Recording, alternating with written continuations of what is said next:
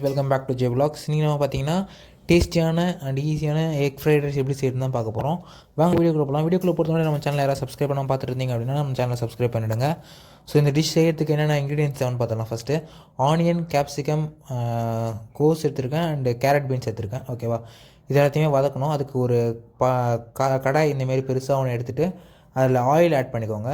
Oil add பண்ணி oil heat ஆன உடனே ஆனியன் போட்டு கொஞ்சம் வதக்கிக்கோங்க. ஆனியன் வதங்கிறதுக்கு கொஞ்சமாக சால்ட்டு, கல் உப்பு இல்லை நார்மல் உப்பு எது இருந்தாலுமே ஆட் பண்ணிவிட்டு அதை நல்லா வதக்கிக்கோங்க. ஓகேங்களா, உப்பு ஆட் பண்ணுறப்போ கொஞ்சம் சீக்கிரமாக ஆனியன்ஸ் குக் ஆகும். அது நல்லா வதங்கினதுக்கப்புறமா ஒரு 4 முட்டை நான் இந்த டிஷ்ஷுக்கு எடுத்துருக்கேன். அந்த 4 முட்டையை ஊற்றி 4 முட்டையுமே நல்லா மிக்ஸ் பண்ணி பொடிமாஸ் ஆகிற அளவுக்கு நல்லா மிக்ஸ் பண்ணிக்கோங்க. ஓகேவா, நல்லா மிக்ஸ் பண்ணிகிட்டே இருங்க. அது வந்து நல்லா பொடிமாஸ் மாரி ஆகணும்.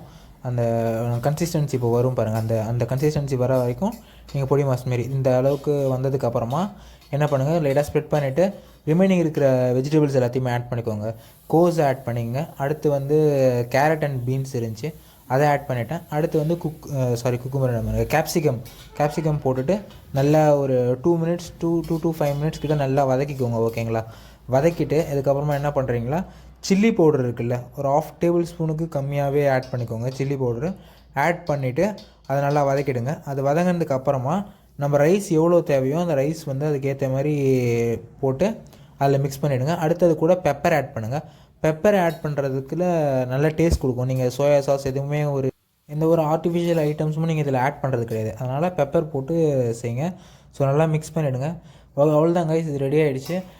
இந்த ரெசிபி ட்ரை பண்ணி பார்த்துட்டு எப்படி இருக்குன்னு சொல்லிட்டு கீழே கமெண்ட்டில் சொல்லுங்கள். அண்ட் இது போல் இன்னும் நிறைய ரெசிபிஸ் வீடியோஸ் பார்க்கறதுக்கு நம்ம சேனல் ஜே விலாக்ஸை மறக்காமல் சப்ஸ்கிரைப் பண்ணிவிடுங்க கைஸ். நாளைக்கு இன்னொரு வீடியோவில் பார்க்குறேன். Bye guys.